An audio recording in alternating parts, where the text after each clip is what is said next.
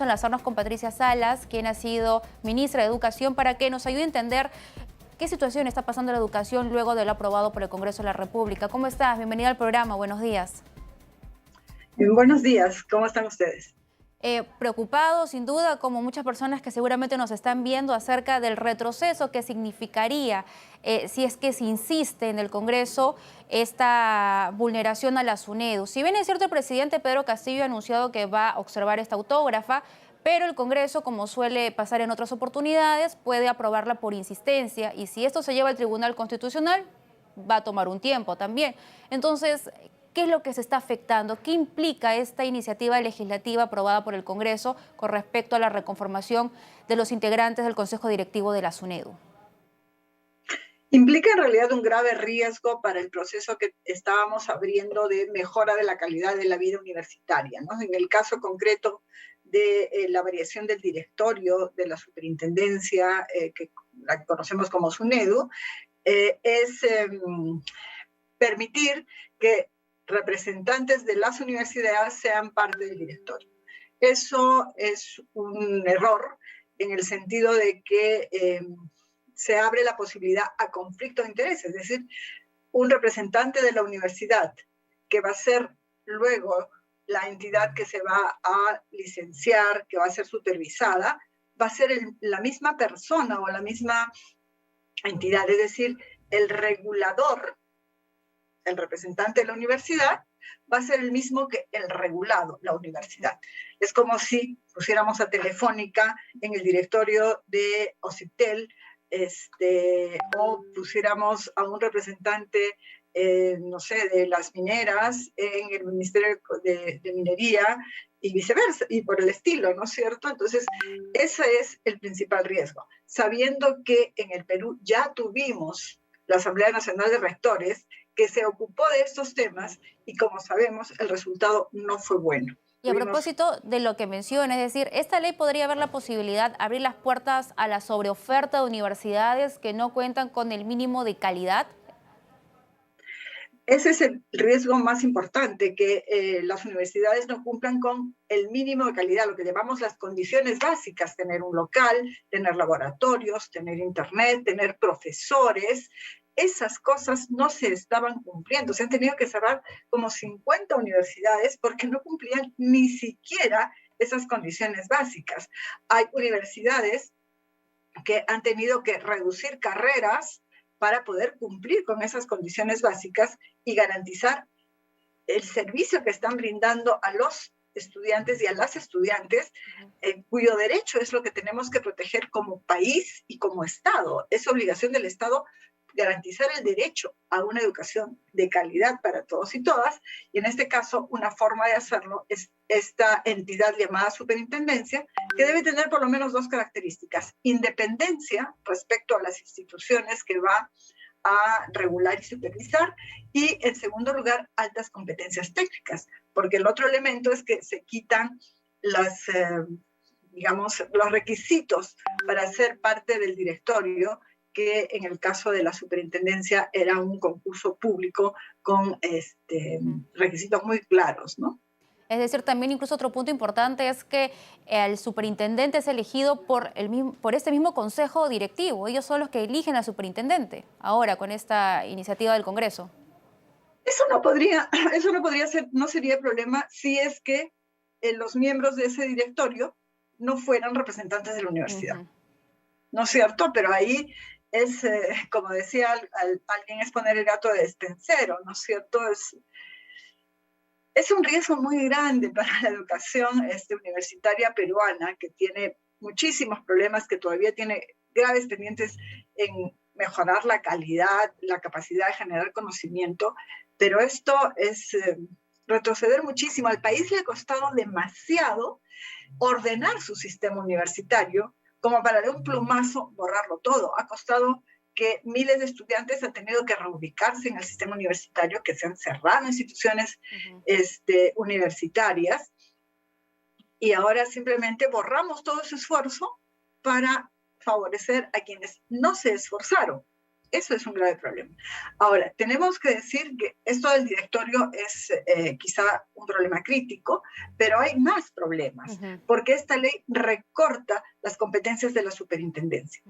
La superintendencia tiene que mirar las condiciones básicas para dar licencia, o sea, permiso de funcionamiento a las instituciones, es decir, a las universidades o a la creación de filiales.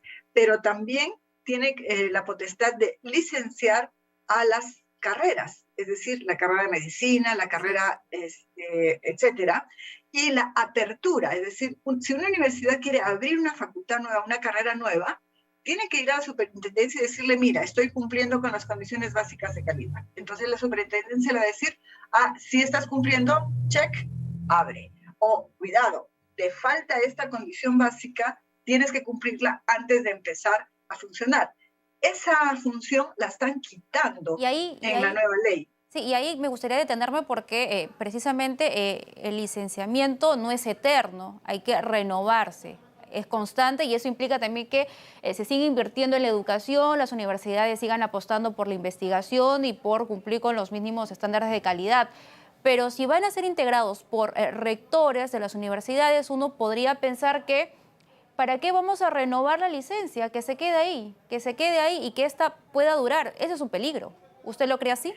Claro, el peligro es ese, pues que si somos representantes de las universidades, podemos ser más permisivos con nuestras propias universidades, para empezar, y con nuestros colegas universitarios. Y repito, eso ya nos pasó con la Asamblea Nacional de Rectores y nos pasó con la CONAFU, que era el organismo de la Asamblea que daba las autorizaciones para crear universidades.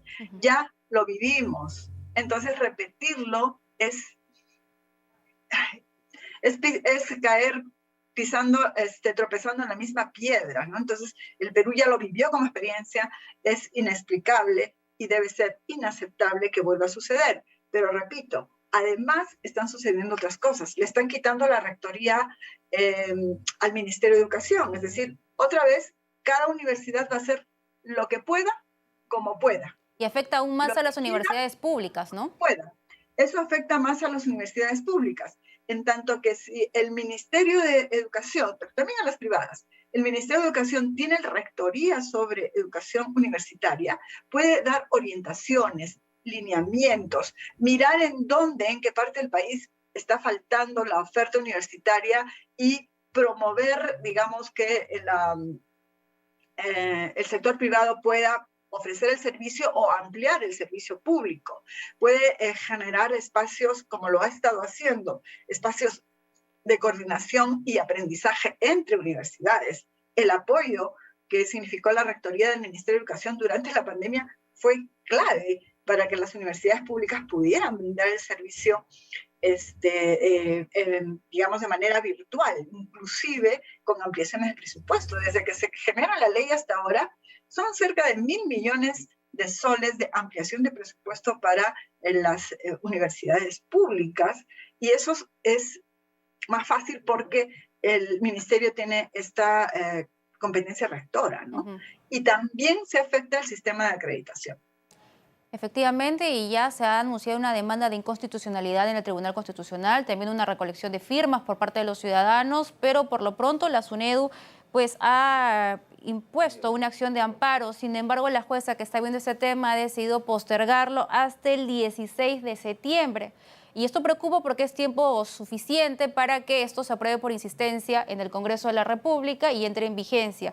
Así es que es preocupante. Y otro tema también que me gustaría abordar con usted, a propósito, siendo usted o habiendo sido ministra de Educación, acerca de esta iniciativa también en el Congreso, que esa ley que afecta el enfoque de género en el currículo escolar, que, como recordemos, esto es una política pública, una política que se ha venido luchando.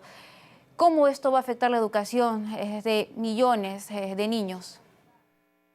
La va a afectar de una manera muy grave porque el país, el mundo, ha venido avanzando en comprender, uno, la situación de la mujer y comprender cómo la forma en que se relacionan hombres y mujeres y la sociedad entera con las mujeres es una situación que genera muchas injusticias para la mujer porque se ven recortadas sus oportunidades, se ven recortados sus derechos, son materia de discriminación, de burlas, de estereotipos, esto que decía alguien por ahí, calladita te ves más bonita, o sabes qué, dedícate solamente a tus hijos, si quieres ser profesional, olvídalo, o quizás en tu tiempo libre puedas hacerlo, o peores cosas como, por ejemplo, ser sujetos de recorte de sus decisiones. Hay muchísimas mujeres que no pueden tomar decisiones, por ejemplo, de qué hacer con su sueldo. Lo tienen que consultar con el esposo, el marido, el papá, el hermano mayor o lo que sea, ¿no es cierto? O tener que pedir permiso para viajar o salirte a tomar algo, qué sé yo.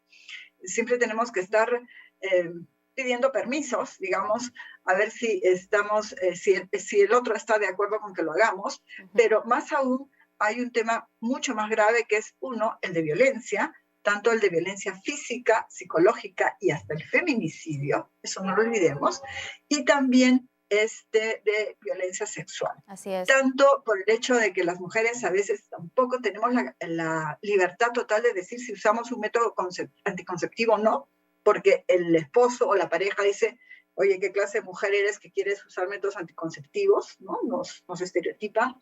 Y lo que significa la violencia también con las comunidades LGTBIQ, ¿no es cierto? Personas que tienen una forma diferente de vivir su sexualidad y que son agredidas, violentadas, física, psicológica y socialmente, ¿no? Entonces, eso es favorecer una sociedad injusta, ¿no? Donde la mitad de la población vive en una situación que no es la deseable. Así es, efectivamente, no podemos retroceder en lo avanzado. Muchísimas gracias. Ha sido Patricia Salas, es ministra de Educación, ayudándonos a entender cuáles son las implicancias que tienen esas